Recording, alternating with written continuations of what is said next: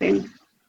Y otra obligación que tiene el comitente es recibir la obra, es decir, que la obra que estuvo en manos del contratista, desde el momento que inicia, cuando el contratista termina la obra, esta obra tiene que ser recibida por el comitente, y es una obligación del comitente hacerlo. ¿Cuáles son las características que tiene el contrato de construcción? Que es bilateral. Ustedes ya saben absolutamente todas estas características. Cuando vieron el tema de contrato que dio el doctor, ustedes ya conocen qué quiere decir cada una de estas características. Bilateral porque son dos las personas que se obligan. ¿Cuáles son estas personas? Comitente, contratista. Es consensual porque se perfecciona con el consentimiento, ambas partes están de acuerdo. Es conmutativo porque las prestaciones son ciertas, es decir que las partes saben perfectamente a qué se obligan. Bien, entonces conmutativo es porque las dos partes, comitente y contratista, conocen perfectamente el contenido del contrato y a qué se obligan. Es nominado porque lo trata el Código Civil.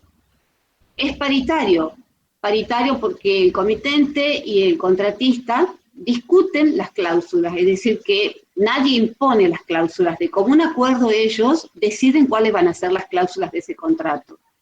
Es no formal porque la ley no exige ninguna forma en particular para este contrato. La salvedad es de que sea por escrito, sobre todo cuando es conveniente que sea por escrito para que las cláusulas y las obligaciones de la parte queden perfectamente aclaradas y determinadas. Decimos que es de duración porque es un contrato que va a durar, puede ser de 6 meses a 1 año, a 2 años, va a depender de la envergadura de la obra.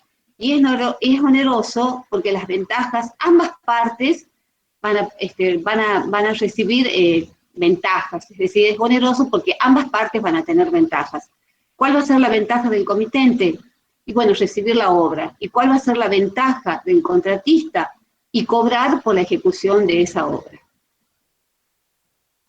¿Cuál es la documentación de este contrato de obra material? La documentación es gráfica y es escrita.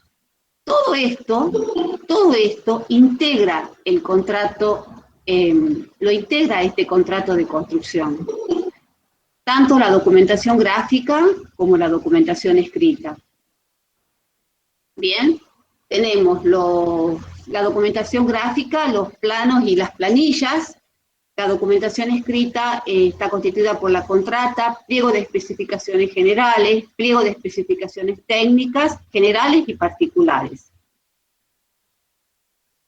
Esa documentación gráfica, bueno, cuanto mejor documentemos la obra, cuanto más precisión queden plasmadas en el plano y en las planillas, menos posibilidades de errores hay, porque va a haber mucho más cosas definidas.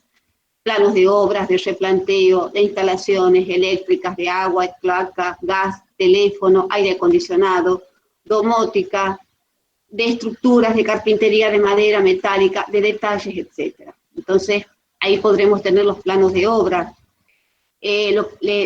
Con esto, cuando hablamos de la documentación, chicos, queremos que tengan claro que esta documentación de obra no es la misma que ustedes han preparado para la municipalidad. Esta documentación es la documentación con la cual ustedes van a llevar adelante la obra, ustedes van a construir la obra. De ahí es que sea tan importante porque la precisión tiene que ser la necesaria para que la obra se construya fidedignamente respetando todos los planos. Bien, entonces tenemos los planos de obra que dan una representación gráfica detallada con todas las medidas de los locales, medidas, niveles, etcétera, de todos los locales que componen esta obra. Tenemos el plano de replanteo. Este plano de replanteo es el plano donde se dibuja el trazado de la obra. Y así tal cual como lo dibujamos ese plano de replanteo, es que después lo vamos a dibujar también en el terreno. ¿Bien? Entonces, ese plano de replanteo luego será trasladado exactamente al terreno con la utilización de las estructuras de madera, con la utilización de los hilos, con los clavos, determinaremos los puntos y a partir de ahí iremos trazando ese plano de replanteo. El planteo está en el terreno, bueno, a partir de ahí van a sucederse una enorme errores que luego se van a ver en la obra. O sea que esta instancia de la obra, en base a este plano de replanteo, que es muy importante, es fundamental, para no transmitir después en la obra los errores. Y así como hay replanteo de mamposterías, hay replanteo de bases, de altura, y si es un edificio en altura, después en la losa se volcano de replanteo, del piso primero, del piso segundo, etcétera. Luego tenemos planos de estructuras, en este se dibujan todos los detalles necesarios de cómo va a ser la estructura, cuáles van a ser las secciones, los espesores, el material, el tipo de armado de cada uno de los elementos de esta estructura, ya sean cimientos, columnas, vigas, losas, etcétera. El plano de instalación sanitaria y agua, el plano de instalación sanitaria donde se va a dibujar por dónde va a ser la acometida del agua, dónde va a estar el tanque de agua, dónde va a estar la cisterna, si es que este edificio requiere tener un tanque de reserva, que sería la cisterna, se va a dibujar el plano de agua fría, agua caliente, servicio contra incendios, si es que después servicio de altura, porque es obligatorio. Después tenemos la instalación eléctrica, donde estará todo el conjunto de circuitos, que acá vemos el tablero de una instalación eléctrica bastante compleja, donde vamos a ver todos los circuitos y donde se tendrán que dibujar dónde están todos los tomas, los apliques, las bocas, etc. Tenemos la instalación de gas igual, desde la acometida del gas hasta del gas a cada uno de los distintos artefactos. Igual que el plano de domótica, ya actualmente se están utilizando mucho la domótica en las viviendas, la utilización de la domótica ha resuelto innumerables problemas. Esta domotización suele generar un costo inicial, estimo que de un 10 o un 15% más en lo que puede ser el presupuesto de obra, pero la amortización de ese costo inicial suele recuperarse a lo mejor entre 6 meses, un año, ese costo inicial de incorporar la domotización a la obra, con su tablero especial, obviamente.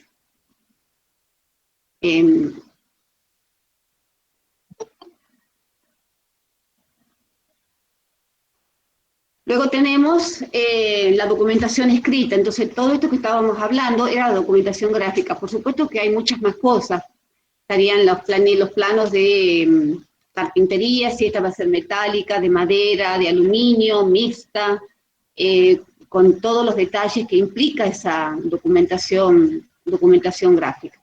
Luego tenemos la documentación escrita. Y esta documentación escrita está constituida por la contrata. La contrata es una pieza que precede toda la documentación, es una pieza breve en la cual, a lo mejor una hoja o 2 hojas, podemos leer sintéticamente todo el contenido de ese contrato. Entonces, en la cual figurarán nombre y domicilio de los contratantes, objetos, sistema de ejecución, el precio convenido, detalles de la documentación, lugar y fecha de la firma. Luego tenemos el pliego de condiciones generales, que es un conjunto de disposiciones jurídicas. Este pliego de condiciones generales pasa a constituirse como la ley para las partes, es decir, lo que ese pliego diga es lo que las partes, comitentes contratistas, están obligados a realizar y a cumplir. Luego tenemos los pliegos de especificaciones técnicas generales y particulares, que son los pliegos donde se detalla meticulosamente todo las exigencias en relación a la ejecución de los trabajos. Entonces en esos pliegos dirá cómo se va a realizar la mampostería, si la mampostería va a ser de ladrillos huecos, va a ser de ladrillos, si esa mampostería va a tener qué tipo de mezcla de asiento va a tener, el revoque, qué tipo de revoque va a ser, el revoque grueso, las dosificaciones, el revoque fino, el hormigón, cuál va a ser la dosificación de los hormigones, cuáles van a ser los hierros, cómo va a ser la colocación de esos hierros, etcétera. Ahí vamos a tener que detallar absolutamente todo. Y decimos que los hay generales y particulares porque los generales son para los ítems que normalmente se construyen, y particulares podría ser algún ítem que no sea algo que se construya generalmente y que requiera además una especificidad particular. Y después la lista de trabajos, que estas pueden o no figurar y que va a depender incluso del sistema de ejecución. Si yo estoy contratando por un sistema de ajuste alzado, es probable que esta lista de trabajos no aparezca. Si estoy contratando por un sistema de unidad de medida,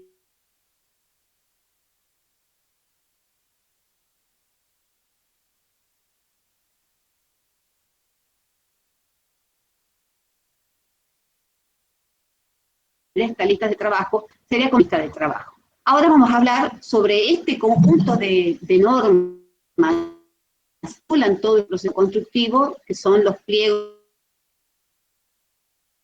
de especificaciones generales. Los pliegos de especificaciones generales, nosotros desde la cátedra proponemos que se los, porque dentro de esos 8 títulos es como que hablamos la totalidad de todas las cuestiones de la ejecución. Podría